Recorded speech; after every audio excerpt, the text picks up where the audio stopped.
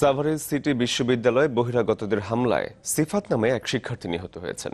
এ ঘটনায় ক্যাম্পাসের সামনে সড়ক অবরোধ করে বিক্ষোভ করেন শিক্ষার্থীরা। ভাঙচুর চালিয়ে পুড়িয়ে দেওয়া হয় বেশ কয়েকটি যানবাহন।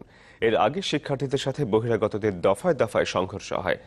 গতকাল সন্ধ্যায় পরিস্থিতি শান্ত হলেও এলাকায় থমথমে অবস্থা বিরাজ করছে।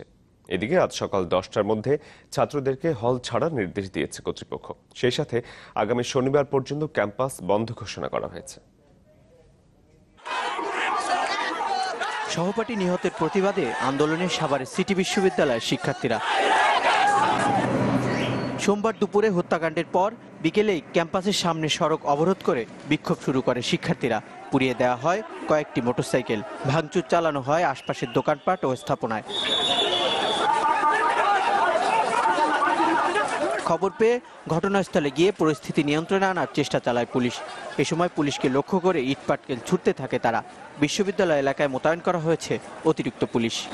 একটু ধাওয়া পাল্টা দেওয়া হয়েছে, কিন্তু কোনো ধরনের মারপিট বা অন্য কোনো ঘটনা ঘটেনি। পরিস্থিতি পুরোপুরি স্বাভাবিক। যারা এই ঘটনার সঙ্গে জড়িত ঢাকা জেলা পুলিশ তাদের বিরুদ্ধে কঠোর আইনানুগ ব্যবস্থা গ্রহণ করবে। সহপাঠীরা জানান, পূর্বশত্রুতার জেরে বিশ্ববিদ্যালয়ের একটি গ্রুপের সহযোগিতায় টেক্সটাইল বিভাগের ছাত্র সিফাত ও তার সহপাঠীদের উপর হামলা চালায় বহিরাগত সন্ত্রাসীরা। এতে গুরুতর আহত অবস্থায় সিফাত ও তাদের সহপাঠীদের ভর্তি করা হয় এনাম মেডিকেলে। সেখানেই মারা যায় সিফাত। তার বাড়ি ময়মনসিংহের মুক্তাগাছায়। যারা হত্যা করার জন্য আসছে তাদের মধ্যে দুইজন স্টুডেন্ট ছিল, তারা লোকাল।